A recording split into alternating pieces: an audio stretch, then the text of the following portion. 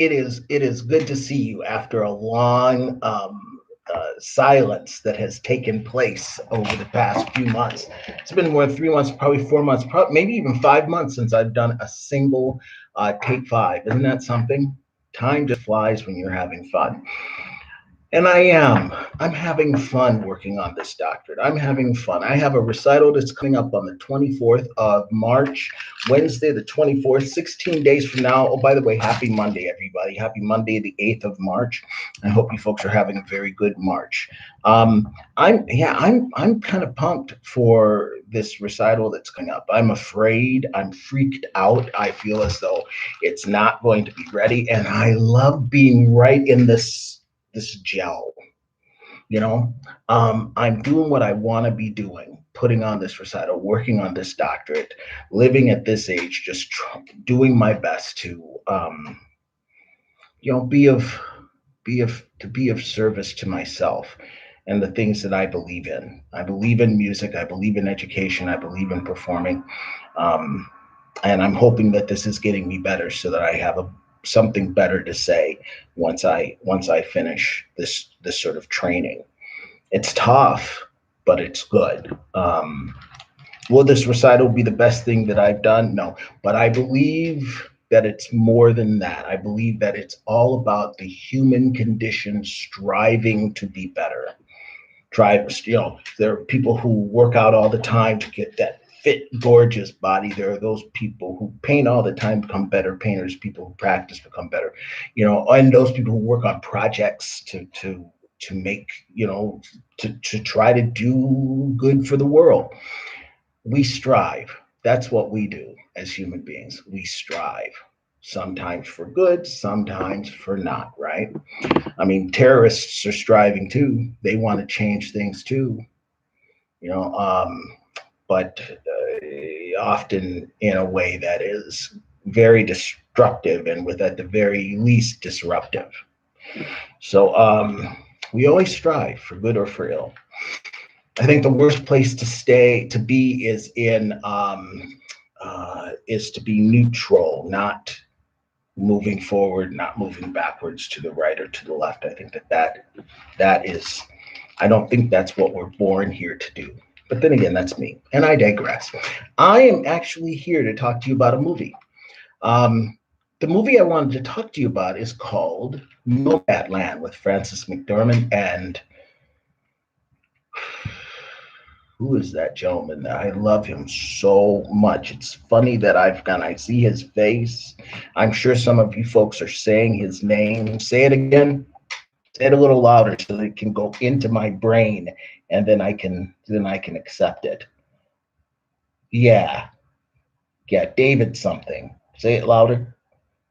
Yeah. Anyway, that guy. I am so moved by this movie. I'm usually not one to do movie reviews, but this movie really got me. You know why it got me? It got me because it is a hybrid movie. It's a movie that's part documentary and part Hollywood movie. It's landscapes. The cinematography on this is mind blowing. It's so beautiful, and it's of places that are not necessarily known for all of their beauty. Nebraska, South Dakota, North Dakota. I believe it gets into North Dakota, which are not known for their beautiful. I mean, like the Badlands are. I mean, I guess they're beautiful in their own way, and but it's, often people are not going, you know what, we're going to look for the most beautiful places we can, we're going to the Badlands. No, no.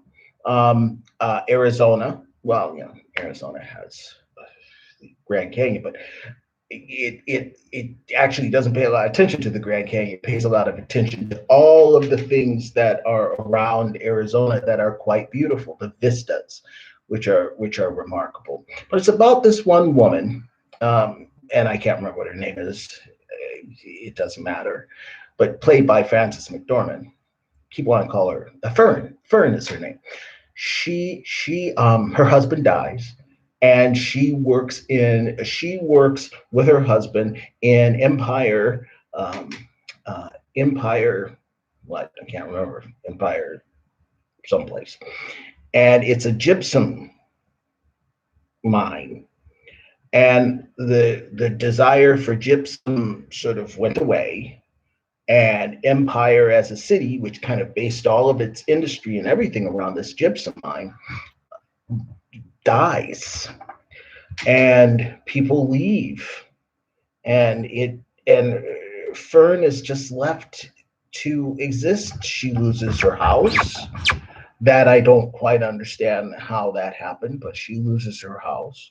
She lives in her van, and we follow her around for basically a year. Now, Frances McDormand, I don't know how much of the script was scripted and how much of what she did was just basically riffing with the people who were part of this movie, because the vast majority, I want to say 90%, maybe more, not at least 90% of the people that are in this movie are you and me, just people who are out there surviving.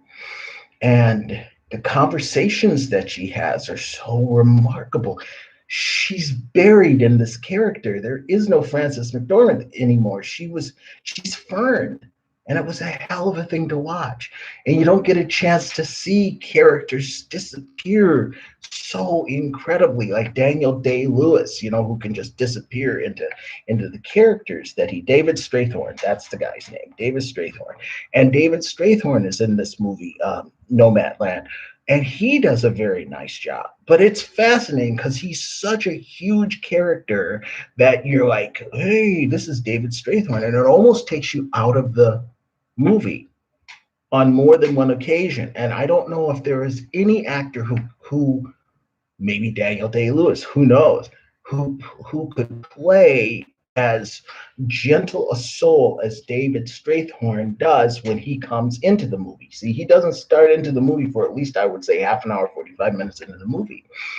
And so it's a weird, it's all about Fern, but it's all about these other people who are nomads, who've kind of lost everything, left everything.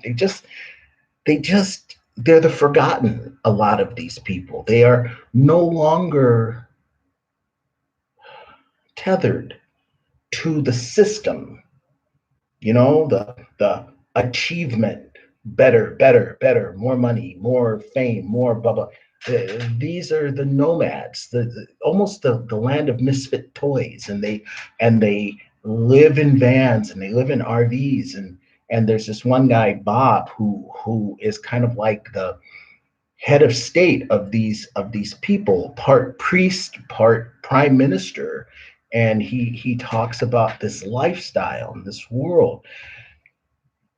The big takeaway, Mary actually shared the big takeaway of this movie for me. They're all broken.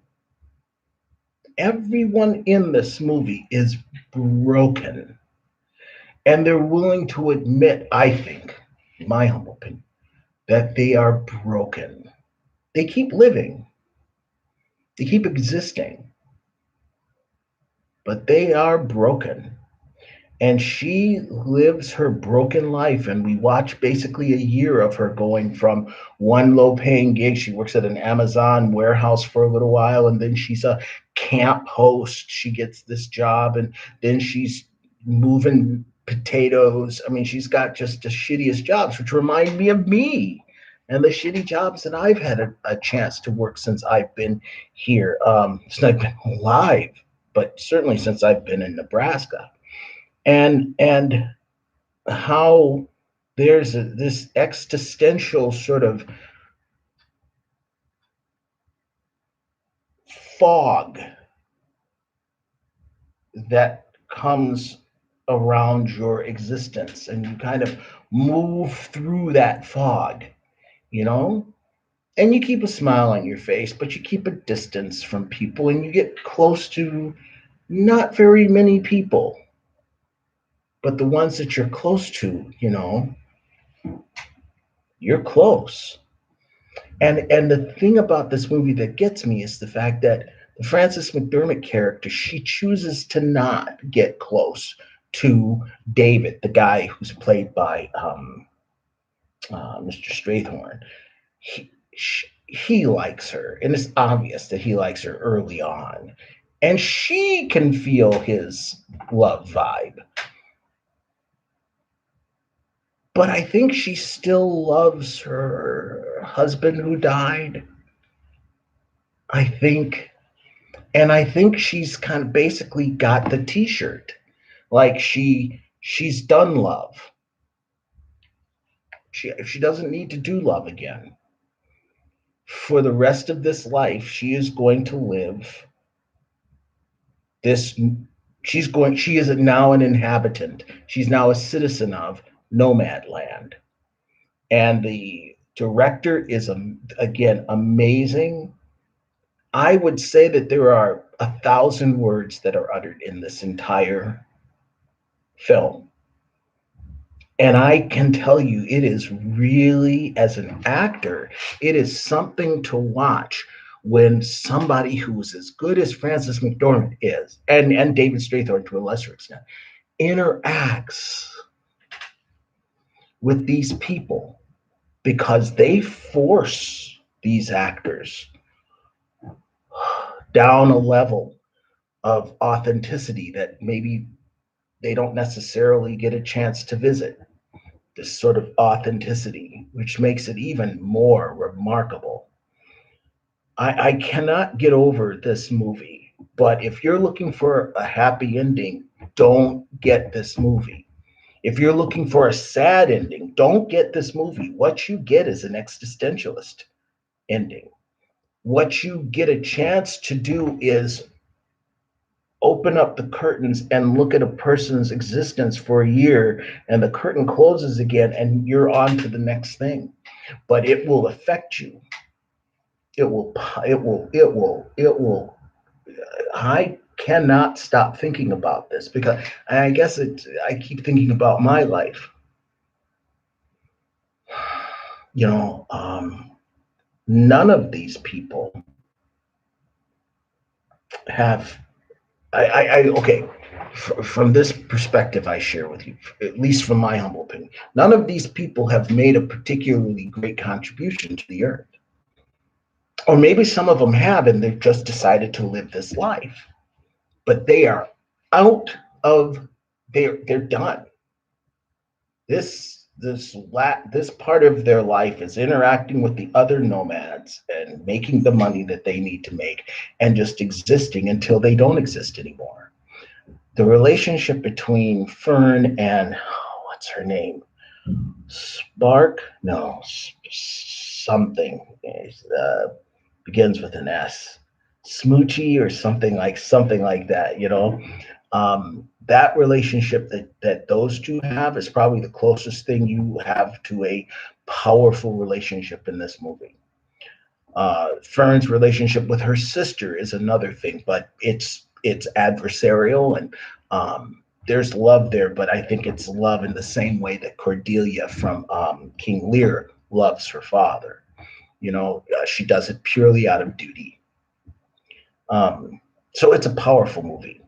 And I've gone way over 5 minutes, but you know, I had to share my highest recommendation for you to watch this movie. And I'm very curious to see what your thoughts are about this movie. What do you think about this movie? Because man, it really got me.